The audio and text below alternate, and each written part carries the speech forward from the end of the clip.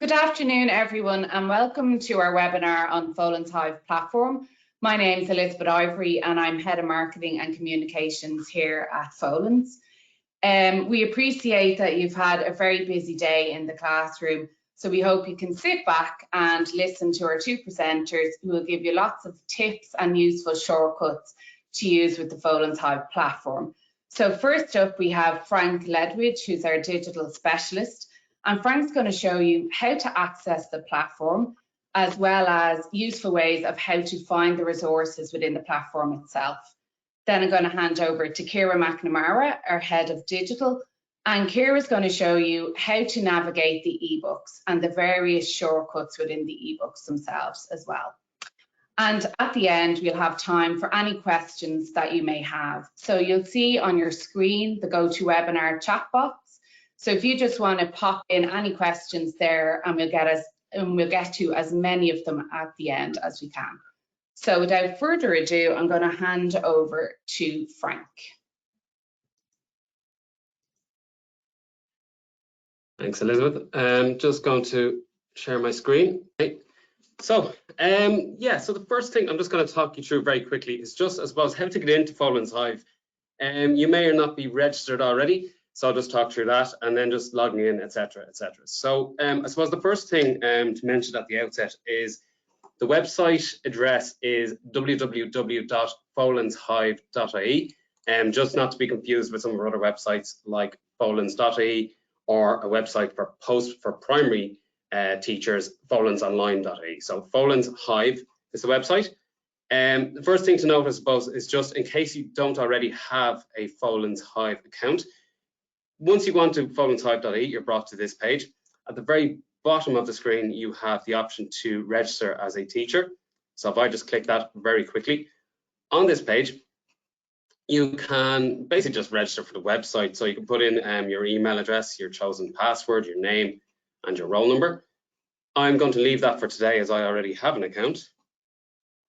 Another thing just to mention is if you already have registered for FolensHIVE, but if you've forgotten your password, if you click this forgot password button here, what this just allows you to do is put in your email address, click the send button, and you can send yourself a password reset link. I'm going to cancel that because I already know my login details. So once I've put in my username and password, I can click the login button. From here, I'm brought into my library, showing all of the Folens programs that are available to me. So you can see here on my screen, I have all of the different books going across all of subjects that are available. And one thing just to point out here is, I assume you're not teaching all of these subjects. So on the top right-hand corner of the screen, you have this little 3-line symbol. This is the filter button. So if I click that, what this allows me to do as a teacher is essentially select subjects that I teach. So if I scroll down here, I can select subjects and levels. For example, in this scenario, I'm going to choose that I am teaching maths and science. And if I close down my filter for a second, you can see that now I'm only seeing maths and science programs. We call this a persistent filter. So what this means really is that I can log out and log back in tomorrow and the next day. And if I don't change any of these filters, they'll always appear. So really you only have to do this once. Once you choose the subjects that you teach on the platform, you will see only the books that you need to see. From there, I'm going to just choose one of the programs. So I'm going to go into Active Maths 1, the 2nd edition here. And once this loads, we see two things. We see a left-hand side menu, and we see our ebook on the main screen here on the right-hand side. Few things to note here. On the left-hand side, we have various different resources. So I was on the ebook the last time I was logged in, and I happened to be on pages 2 and 3. So the website remembers where you left off. So if I finish up on page 100 the last day, when I go back in, it's going to pick up exactly where I was. And the same is true for all of the different resources that we have on FolensHIVE for each program or each book. So if I scroll down here, you can see there are various different resources. If I select the student learning log ebook, we can see that that is now displayed in our main window. If I scroll down a little bit further and expand out my teacher's materials, this allows me to find my solutions for Active Maths 1. And expanding that, I can see all of the various solutions for each chapter within the book. If I select one of these resources, so here I'm selecting the solutions for chapter 1. When this loads, basically what I'm seeing on the right-hand side here is a preview of the resource. So this is a preview, in which case I can scan through the different pages. I have the option to download the resource here. So where this is useful is, if I close down this for a second, and close down my teacher's materials, as you can see on the left-hand side here, we have all of the different chapters listed within this ebook. So if I pick a chapter, I'm going to pick chapter 5, which is our Constructions 1 chapter. So if I open that up and I select one of my resources, there are lots of different resources within FolensHIVE, and of course it differs from program to program. In this instance, I'm seeing a preview of a PowerPoint file that contains an animation for a particular maths construction. Now, it's important to note that this is only a preview. So what we would recommend is that you use this download button, this handy download button, that if I click that, the file will download to my downloads folder. And within there, I can open it up. It's a PowerPoint file. So the likes of these constructions, for argument's sake, when opened up in presentation mode, they have lovely little animations that shows the construction being started from point A all the way through, and all of the different points will appear. That's really it. All of the resources are on the left-hand side, and you can download resources as you need to. From here, I'm going to hand you back over to Elizabeth. Thanks, Frank. That was really informative. I'm just going to hand you over now to Ciara, who's going to show you how to navigate the ebooks. Okay, so we should be viewing my screen now. Is that correct? Yeah, we can see beyond the new. Excellent, great. Okay, so essentially, the first resource that you will always see whenever you come into any of the programs is the textbook.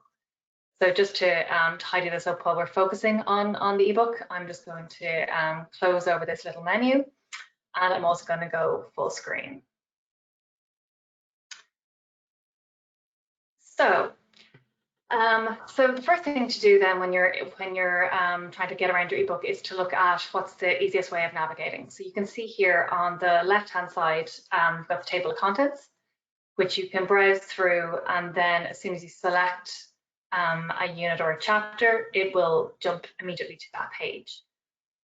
What's handy then, if you kind of know roughly where you are, but you're very visual, is to open up the thumbnail menu. Hold on. Just loading. And this will basically bring up a little preview of all of the pages within that section of the ebook, and you'll be able to just select that to go in. Of course, something's gone wrong. Okay, let me just close that down. Like you can also just obviously click through the pages, and each one will load as you go through. Or if you have a specific page in mind, you can just put that in and it will jump directly to that page.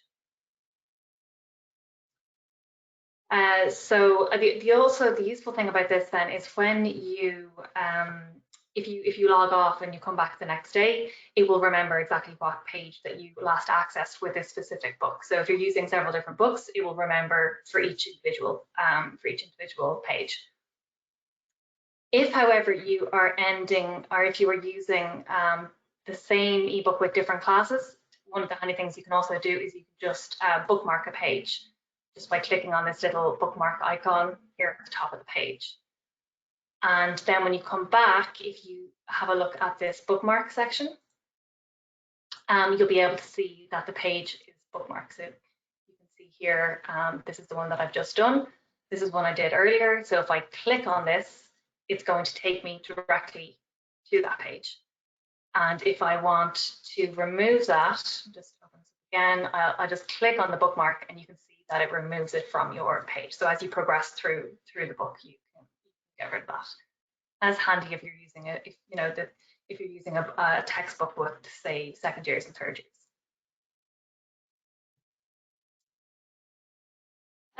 So one of the other things then that we've had a few requests to do is just basically to be able to decide whether you want to view the book in a single page view or a double page view.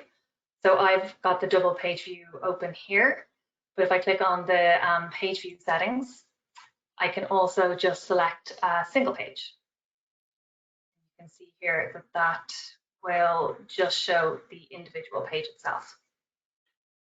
Now, again, this will remember what your settings are. So if you come back, if you leave the website and you come back, it'll remember that you had chosen to view as a single page. So then the next thing is obviously that has reduced some of the content that's visible on the page, but there's still obviously a lot of content here. And if you're working on a specific activity, you can zoom in to focus on that activity. So what I'm doing here is over in the right-hand side of the page, you can see a little magnifying glass with a plus icon on it. That allows me to zoom in. And the one below it with the little minus icon, that allows me to zoom out. So you may have noticed that as soon as I started zooming in, the second control panel appeared down below, which consists of you're basically how you want to interact with the page. So it changes what your cursor does. So you can see the default here is that my icon shows the cross with arrows at the end of it, kind of zooming in around there to draw attention to it. So that is the this icon here, which allows me to pan around the page. And essentially we'll always default to this one because if you are zooming in, you need to be able to center the page to the activity or the area of the book that you're focusing on. So you can just zoom in and adjust as you go through that. So what I would always suggest then is as soon as you've finished zooming in, to change your cursor basically to this selection icon, and this allows you to interact with the page. So I know a lot of you are using interactive whiteboards to present this content on interactive whiteboards, and you may be using your own drawing tools or pens or things like that to interact with the board. So just to kind of make sure that there's no interference, if you switch to the selection tool, it just goes a bit smoother. If, however, you do want to use drawing tools within the platform, they're also available. So you can see here in the very top right that I have this little drawing tool set, a little pencil case. So if you click on that, you can see a variety of tools pop up. So if I select the pen icon, I can then just mark text on the page or draw to highlight certain items. There's also a highlighter function, which does something very similar, and I can change the color if I need to for both the pen and the highlighter. So I can just select as I go. If I then want to remove any of those icons, I can just click on the erase, and it will just literally, if I select it,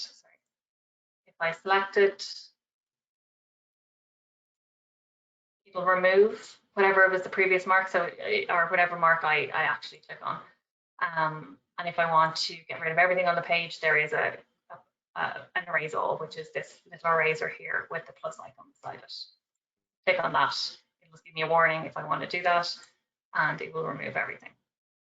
So, and again, if you have made marks and you want to use them in another class, that's fine. You can just exit, with the.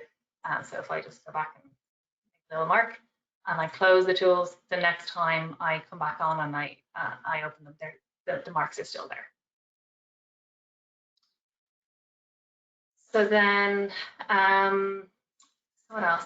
So the other thing then will be to use your audio to, when you're zoomed in, is to be able to play audio. So if I switch back to my pan icon and go and search of some audio, you can see down here at the bottom, a bit more, there's a little activity here with an audio icon.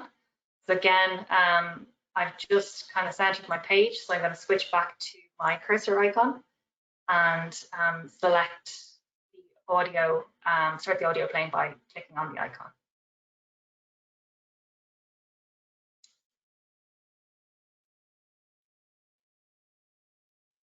So I'm just going to mute that there for a second so that I can talk over it. You'll also notice that there is this pan icon here on the actual player that essentially allows you to just move the player around. So the idea here just being, as you center in the text, that you can make sure that this player doesn't obscure any of the area that you want to actually focus on with the students. In some of our, this player tends to be used in our more recent programs. And some of the programs you'll see the same player but without this icon. In that case, we've basically just made sure that the placement of that player when it opens doesn't obscure any of the text in the activity. So it will usually open to the right, but again, it might open just slightly above the icon in order to make sure that it doesn't interfere with the activity in question. So then the other thing I'm just going to mention about the audio is that we do also, so students will also be able to access this audio. We embed it all within the eBooks. So if they have downloaded eBooks on this student app, then they'll be able to access it via there. And we also make it all available via podcasts. So if you just go into the Apple podcast app or into Spotify and search for Folens, you'll get a list of all of the programs for which we have published the audio for these. I think that might be the end of the whistle stop tour. So what I'm going to do now is I'm going to stop sharing my screen. And I think, Elizabeth, will we do a Q&A session? Yeah. I just have a couple more things to run through quickly before we do the questions and answers. So just to let you all know that we will send out a recording of today's webinar over the next few days by email. And you'll also receive a certificate of attendance because it might come in handy if you want to use it towards CPD. Also to let you know that we have a series of webinars on our new digital solution for homework setting called Homework Space. So Homework Space is available for 8 junior cycle subjects. So MFL, French, German and Spanish, Irish, History, Geography and Maths. So if you want to attend any of those webinars, all you have to do is go on to folens.ie and you can register there. And again, we'll have recordings of those if you can't make the actual time, but if you register, we'll send out a recording afterwards. And just to also let you know that our help and support section on folens.ie has a number of, which you'll find here. So this is the homepage of folens.ie. And if you just click into the help and support section there up the top, you'll find that there's articles and how-to videos, and it's all linked into whether you're a post-primary teacher, a primary teacher, or students and parents. So there's how-to videos and articles for any students and parents that may be in your class trying to access their ebooks.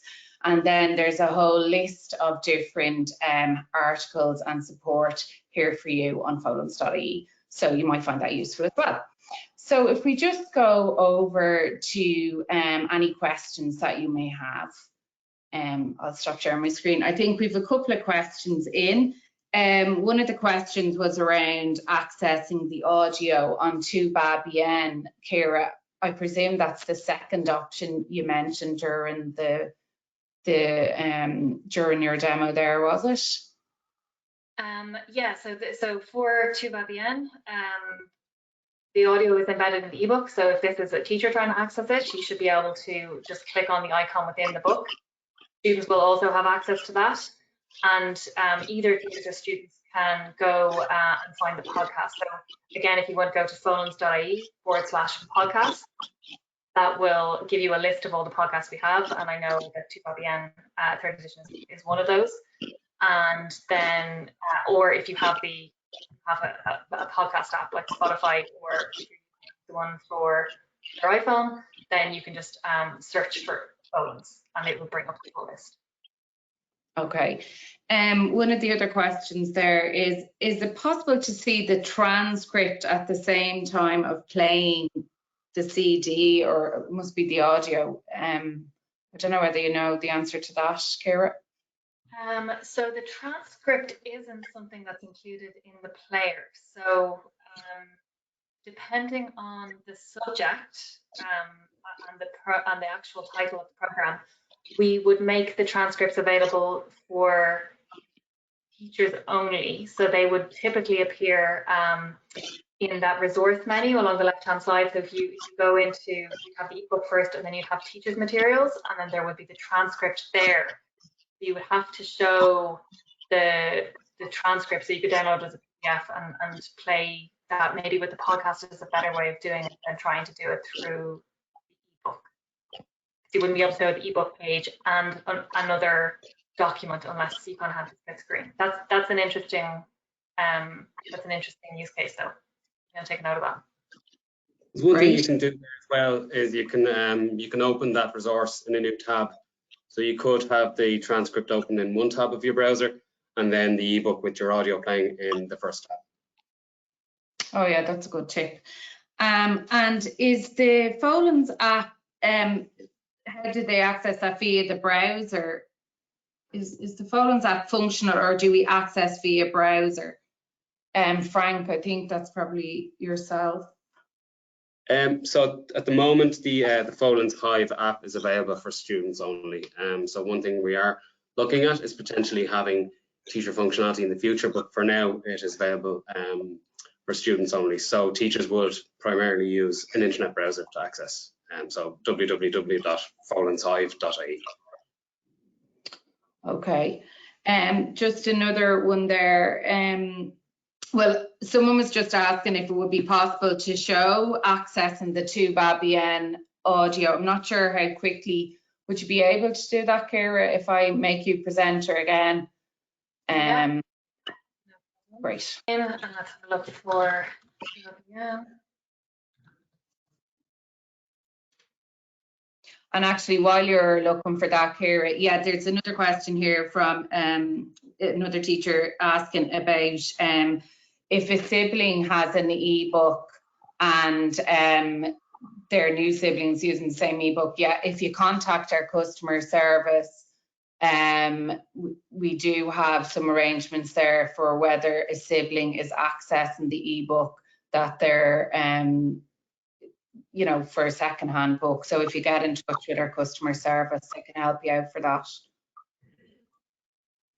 That's grand. Sorry, Elizabeth, I'm just going to show. So you can see here, this is the 2BN third edition. I'm just going to zoom in here so we can all see.